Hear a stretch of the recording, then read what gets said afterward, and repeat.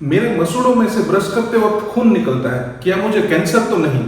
या तो फिर मैं जितना ज्यादा घिस के फोर्सफुली ब्रश करूंगा उतना ज्यादा दांत साफ होता है। या तो फिर मुझे दांत में दर्द नहीं है, मैं अपने डेंटिस्ट के पास क्यों जाऊं? ऐसे कई सारे मिथक या तो मिथ जुड़े हुए हैं डेंटल हाइजीन के साथ। और आज इस वीडियो में टॉप 5 मिथ जो दांत के साथ जुड़े हुए उसका हम पर्दाफाश करने जाने वाले हैं और देंगे आपको पूरी जानकारी साइंटिफिक तरीके से। यस फ्रेंड्स, मैं डॉक्टर मितुल सोजित्रा आज के वीडियो में बात करेंगे टॉप 5 मिथ्स के बारे में। Coming to the myth number 1 कि अगर ब्रश करने के टाइम पे खून निकलता है तो क्या मुझे कुछ बड़ी बीमारी या तो कैंसर का संकेत है? लेकिन फ्रेंड्स, ये बहुत ही आम बात है, बहुत ही कॉमन है। क्यों?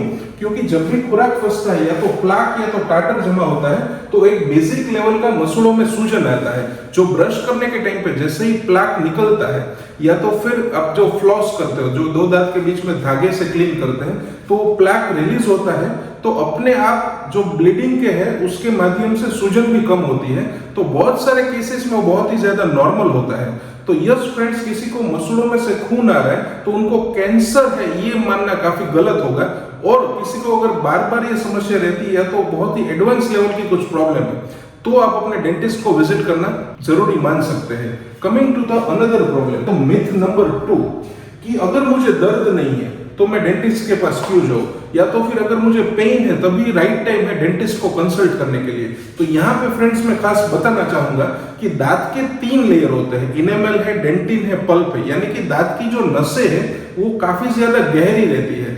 तो कोई भी शुरुआती दौर की सड़न जो पहले 2 लेयर में है, दांत में कोई भी दर्द नहीं होता है। और जब दर्द होता है तब वो गहरी सड़न होती है कि जिसमें रूट कैनाल या तो कैप या तो फिर दांत कभी कभी निकालना पड़ता है। वैसी advance level of dental treatment करनी पड़ती है।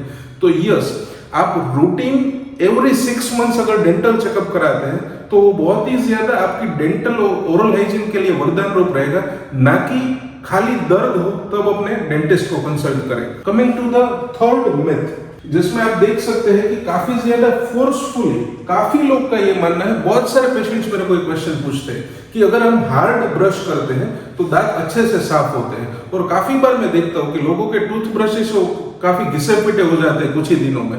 तो फ्रेंड्स, यहाँ पे बहुत ही समझने वाली बात है कि हमारा ब्रश करने का मकसद है वो खाली जो फंसा हुआ खुराक है, जो फूड लॉजमेंट है, जो प्लैक है, उनको क्लीन करना है जो मसूड़ों के मार्जिन्स में फंस जाता है खाना खाने के दौरान। हमारा ब्रश करने का मकसद ये नहीं है कि हम ज्यादा फोर्सफुली इनेमल और मसूड़े हैं उनको ज्यादा डैमेज करें, वो तरीके से ब्रश करें।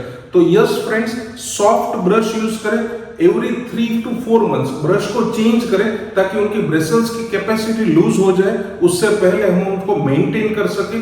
और सॉफ्ट ब्रश हल्का प्रेशर देके यूज करना इज द पॉजिटिव सिग्नल, ना कि इतना घिसा पिटा ब्रश करें कि जिससे मसूड़ों को और दांतों को डैमेज हो सके। Coming to the myth number 4, जैसे कि यहाँ देख सकते हैं कि अगर दांत गहरा सड़न वाला है तो ये बहुत ज्यादा कॉमन है कि लोग मानते हैं कि अगर दांत सड़न वाला है तो उसको निकलवा देना चाहिए।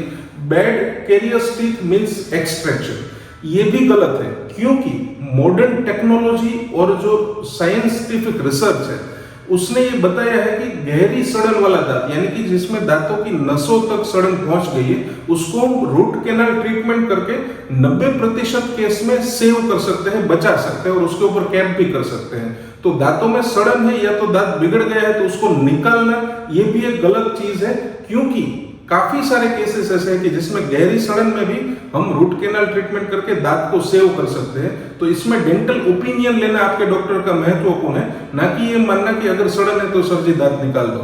कमिंग टू द लास्ट और बहुत ही ज्यादा इंपॉर्टेंट वाला मिथ कि शुगर फ्री कोल्ड ड्रिंक्स अगर हम कंज्यूम करते हैं तो जैसे कि डाइट सोडा, डाइट कोक, ये काफी प्रचलित है, तो इससे हमारे दांतों को नुकसान नहीं होता है, कैविटीज नहीं होती या तो दांतों को कोई भी ज्यादा डैमेज नहीं होता है। यहाँ पे मैं कहना चाहूंगा कि कोई भी कोल्ड ड्रिंक है, चाहे वो शुगर फ्री है या नहीं है, उसमें citric acid, carbonic acid, phosphoric acid जैसे कंटेंट रहते हैं जो दांतों के इनेमल को डैमेज कर सकते हैं।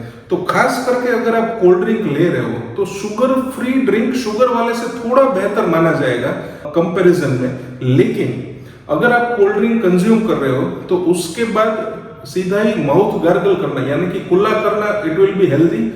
दूसरा चीज, अगर आप उसको स्ट्रॉ से कंज्यूम करो तो इनेमल के साथ कोल्ड ड्रिंक का कांटेक्ट टाइम हम कम कर सकते हैं, तो वो भी एक बेनिफिशियल आदत है। और अगर आपने कोल्ड ड्रिंक कंज्यूम किया है तो खास करके आधे घंटे तक ब्रश नहीं करने की हम सलाह देते हैं, क्योंकि 30 मिनट्स तक दांत का इनेमल है वो थोड़ा सॉफ्टन अप, थोड़ा कमजोर हो जाता है, तो सीधा ही ब्रश करने से उसको और ज्यादा डैमेज एनहांस हो सकता है। तो फ्रेंड्स, आज के वीडियो में हमने बात की दांतों के 5 मिथ और उसकी सही जानकारी के बारे में। ऐसे ही डेंटल हेल्थ से जुड़े अगर आप इंफॉर्मेशन चाहते हो तो अवश्य हमारे चैनल को सब्सक्राइब करें। This is doctor Mitul Sojitra signing of.